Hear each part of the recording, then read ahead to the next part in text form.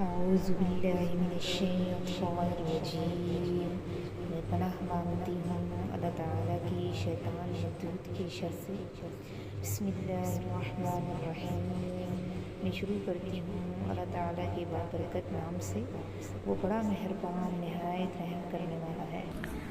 ودو وہ چاہتے ہیں، لو تکفرون کاش کہ تم کافر ہو جاؤ، کما کفروا جیسا کہ وہ خود کافر ہیں۔ ان کافروں کے عزائم تو یہ ہیں، ان کی تمنا کیا ہے کہ دنیا کے سارے مسلمان یہ کافر ہو جائیں، کفر کے راستے پر چل پڑیں۔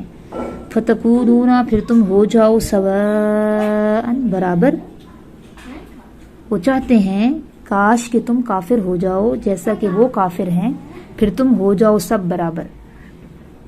فلا تتخذوا پھر مت تم بناؤ منہم ان میں سے اولیاء دوست، حتی یہاجروا فی سبیل اللہ یہاں تک کہ وہ ہجرت کریں اللہ کے راستے میں۔ پھر نہ تم بناؤ ان کو دوست یہاں تک کہ وہ ہجرت کریں اللہ کے راستے میں۔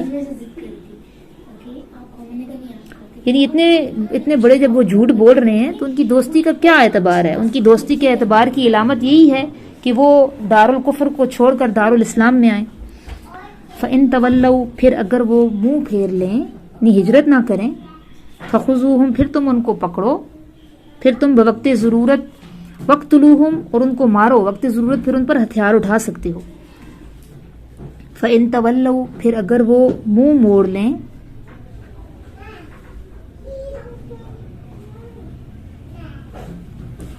فَخُذُوهُمْ پس تم ان کو پکڑو، وَاقْتُلُوهُمْ اور تم ان کو مارو، حَيْثُ وَجَدْتُمُوهُمْ جہاں کہیں تم ان کو پاؤ، وَلَا تَتَّخِذُوا اور نہ تم بناؤ منہم ان میں سے وَلِيًّا کوئی دوست، وَلَا نَصِيرًا اور نہ ہی مددگار۔ ٹھیک ہے، وقت ضرورت انہیں مار بھی سکتے ہو کیونکہ ان کا اور تم سے کوئی معاہدہ نہیں ہے۔ إِلَّا الَّذِينَ سوائے ان لوگوں کے يَصِلُونَ جو ملتے ہیں إِلَىٰ قَوْمٍ ایسی قوم سے، سوائے ان لوگوں کے جو ملتے ہیں ایسی قوم سے، بینکم تمہارے درمیان، و بینہم اور ان کے درمیان، میثاق ایک معاہدہ ہے، او جاؤکم یا وہ آئے ہیں تمہارے پاس، حصیرت تنگ ہو گئے ہیں، صدورہم ان کے سینے، یا وہ آئے ہیں تمہارے پاس تنگ ہو گئے ہیں ان کے سینے، ان یقاتلوکم یہ کہ وہ تم سے جنگ کریں، او یقاتلوا یا وہ جنگ کریں، قومہم اپنی قوم سے،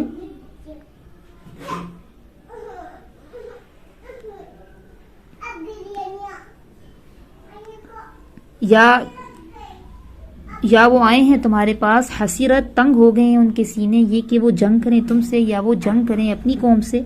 وَلَوْ شَاءَ اللَّهُ اور اگر اللہ چاہتا، لَسَلَّطَهُمْ عَلَيْكُمْ البتہ مسلط کر دیتا ان کو تم پر، فَلَقَاتَلُوكُمْ پھر وہ تم سے لڑتے، فَإِنِ اعْتَزَلُوكُمْ پھر اگر اعتزلوکم وہ تم علیحدہ رہیں تم سے، پھر اگر وہ علیحدہ رہیں تم سے، فَلَمْ يُقَاتِلُوكُمْ پھر نہ وہ تم سے لڑیں، وَأَلْقَوْا اور وہ ڈالیں، إِلَيْكُمُ السَّلَامَ تمہاری طرف صلح کا پیغام، فما جعل اللہ پھر نہیں بنایا اللہ تعالیٰ نے، لکم تمہارے لیے، علیہم ان پر، سبیلا کوئی راستہ جنگ کا۔ پس اگر وہ تم سے علیحدہ رہیں، فلم یقاتلوکم پھر نہ وہ تم سے لڑیں اور وہ ڈالیں تمہاری طرف صلح کا پیغام، پھر نہیں بنایا اللہ نے تمہارے لیے ان پر کوئی راستہ جنگ کا۔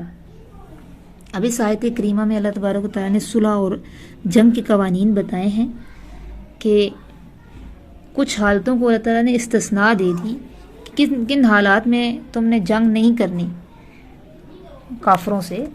پہلی صورت تو یہ ہے کہ ایسے لوگوں کے ساتھ ملتے ہوں کہ تمہارے اور ان کے درمیان کوئی معاہدہ ہے، جنگ بندی کا معاہدہ ہو چکا ہے، یا وہ آئے ہیں تمہارے پاس تنگ ہو چکے ہیں ان کے سینے کہ وہ تم سے لڑیں، یا وہ لڑیں اپنی قوم کی طرف سے، لڑائی سے تنگ آ چکے ہیں۔ یعنی کوئی قوم یہ کہے کہ ہم آپ کے خلاف بھی نہیں لڑتے اور آپ کے خلاف کسی کا ساتھ بھی نہیں دیتے بلکہ نیوٹرل ہو کر رہنا چاہتے ہیں، تو ایسے لوگوں کے خلاف بھی ہتھیار نہیں اٹھانے۔ اور اگر اللہ چاہتا ان کو مسلط کر دیتا تم پر، پھر وہ تم سے لڑتے. ٹھیک ہے، یہ جنگ یعنی اللہ تعالیٰ فرما رہے ہیں کہ جنگ کوئی اچھی چیز نہیں ہے. اگر اللہ چاہتا تو ان کو مسلط کر دیتا. اس لیے جو تم سے بچ کر رہے تم بھی ان سے علیحدہ رہو. پھر اگر وہ تم سے علیحدہ رہیں، نہ تم سے لڑیں، تمہاری طرف صلح کا پیغام ڈالیں، تو پھر اللہ نے تمہارے لیے ان پر کوئی راستہ جنگ کا نہیں رکھا. اسلام کسی دشمن کے ساتھ اس وقت تک لڑائی کی اجازت نہیں دیتا جب تک اس کا شر اور فساد واضح نہ ہو جائے، اور جو کافر یا دشمن صلح پر آمادہ ہو اس کے ساتھ بھی اسلام جنگ کی اجازت نہیں دیتا. ستجدون، آگے دیکھیں، جلد ہی تم پاؤ گے، ستجدون جلد ہی تم پاؤ گے، آخرین دوسرے لوگوں کو، یریدون وہ چاہتے ہیں، ان یأمنوکم کہ وہ امن میں رہیں، تم سے امن میں رہیں.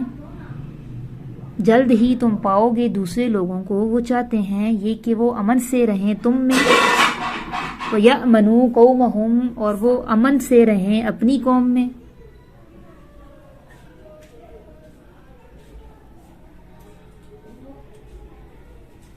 یعنی ظاہری طور پر وہ یہ چاہتے ہیں کہ تم میں بھی امن سے رہیں اور اپنی قوم میں بھی امن سے رہیں. کلما، لیکن ان کی حقیقت اللہ تعالیٰ بتا رہے ہیں، کلما جب بھی ردو انہیں لٹایا گیا، الی الفتنۃ فتنے کی طرف، ارکسوا فیہا جب کبھی انہیں لٹایا گیا فتنے کی طرف، ارکسوا وہ پلٹ جاتے ہیں، فیہا اس میں، یعنی یو ٹرن لے لیتے ہیں، ارکسوا فیہا پلٹ جاتے ہیں اس میں. جب بھی کبھی انہیں لٹایا جاتا ہے فتنے کی طرف، وہ پلٹ جاتے ہیں اس میں. فَإِن لَمْ پس اگر نہ يَعْتَزِلُوكُمْ وہ تم سے علیحدہ رہیں، وَيُلْقُوا اور نہ وہ ڈالیں، إِلَيْكُمْ تمہاری طرف سلام صلح کا پیغام، پس اگر نہ وہ تم سے علیحدہ رہیں اور نہ وہ ڈالیں تمہاری طرف صلح کا پیغام، وَيَكُفُّوا أَيْدِيَهُمْ اور نہ وہ روکیں اپنے ہاتھوں کو، فَخُذُوهُمْ بس تم ان کو پکڑو، وَاقْتُلُوهُمْ اور تم ان کو مارو، حَيْثُ ثَقِفْتُمُوهُمْ جہاں کہیں تم ان کو پاؤ، وَأُولَئِكُمْ اور یہی لوگ ہیں، جعلنا ہم نے بنایا ہے، لکم تمہارے لیے، علیہم ان پر، سلطانا مبینا کھلا غلبہ. یہی لوگ ہیں، ہم نے بنایا ہے تمہارے لیے ان پر کھلا غلبہ. اب یہ تیسری قسم کے لوگ، ان فتنہ پرور چاپلوس لوگوں کا ذکر ہے جو بظاہر تو یہ ظاہر کر رہے ہوتے ہیں کہ وہ امن سے رہنا چاہتے ہیں، لیکن یہ صرف اپنے مفاد کے لیے ہوتا ہے. یہ ہوشیاری اور چلاکی ہوتی ہے ان کی کہ مسلمانوں اور کافروں دونوں سے محفوظ رہنا چاہتے ہیں. اس کے لیے وہ چاپلوسی کا رویہ اپناتے ہیں، دونوں طرف سے ہمدردیاں حاصل کرتے ہیں، لیکن جب موقع ملتا ہے تو پھر اسلام کی عملی طور پر مخالفت کرتے ہیں. ٹھیک ہے، تو ایسے لوگوں کے بارے میں بھی اللہ نے کہا کہ ایسے لوگوں کی بھی رعایت نہیں کرنی، ہوشیار رہنا ہے ایسے لوگوں سے بھی. اب اس رکوع میں آپ نے دیکھا 3 فریقوں کا ذکر ہو گیا. پہلا فریق تو ہے جو ہجرت نہیں کر رہا، نہ ہی کوئی معاہدہ کر رہا ہے، اور اپنے آپ کو کہہ بھی مسلمان رہے ہیں. تو ان کے بارے میں اللہ نے حکم دیا کہ ان سے تمہارا کوئی ایگریمنٹ نہیں ہے، لہٰذا ان سے جنگ کرو، جب بھی موقع ملے بے وقت ضرورت ان کو مارو. دوسرے قسم کے لوگ جو تم سے جنگ بندی کا معاہدہ کر رہے ہیں، یا ایسی قوم سے معاہدہ کر رہے ہیں جس قوم کا تمہارے ساتھ جنگ بندی کا ایگریمنٹ ہے، یعنی ایسے لوگوں سے مل جاتے ہیں، تو ان سے لڑنے کی اجازت نہیں ہے. پھر تیسری قسم کے لوگ یہ ظاہر کرتے ہیں کہ وہ لڑنا نہیں چاہتے، اور یہ صرف اپنے مفاد کے لیے ظاہر کر رہے ہوتے ہیں، لیکن دل میں یہ عزم ہے کہ موقع ملے گا تو پھر جنگ کریں گے. تو ایسے لوگوں کے بارے میں اللہ تعالیٰ نے فرمایا کہ یہ فتنہ پرور لوگ ہیں، جب موقع ملتا ہے تو پھر وار کرتے ہیں. تو ایسے لوگوں کے بارے میں اللہ نے کیا فرمایا کہ ان کو دوبارہ مہلت نہ دو، ایک دفعہ آزما لیا ہے تو پھر اب کیا کرنا ہے کہ یہ جہاں ملیں ان کو قتل کرو. جب ہم سیرت پڑھتے ہیں، نبی پاک صلی اللہ علیہ وسلم کی سیرت کے واقعات پڑھتے ہیں تو اس میں پھر کئی طرح کے ایسے واقعات ہمیں پڑھنے کو ملتے ہیں کہ کس طرح یہودیوں نے ایک طرف معاہدہ کیا تھا نبی پاک صلی اللہ علیہ وسلم سے کہ قریش مکہ کا ساتھ نہیں دیں گے، لیکن پھر انہیں موقع ملا تو پھر انہوں نے غداری کی تھی. ٹھیک ہے، کس طرح ان کے مردوں کو قتل کیا گیا تھا اور ان کی عورتوں کو اس پر انہیں سزا دی گئی تھی معاہدے کی خلاف ورزی کی صورت میں. اللہ تعالیٰ ہمیں سمجھنے کی اور عمل کرنے کی توفیق نصیب فرمائے.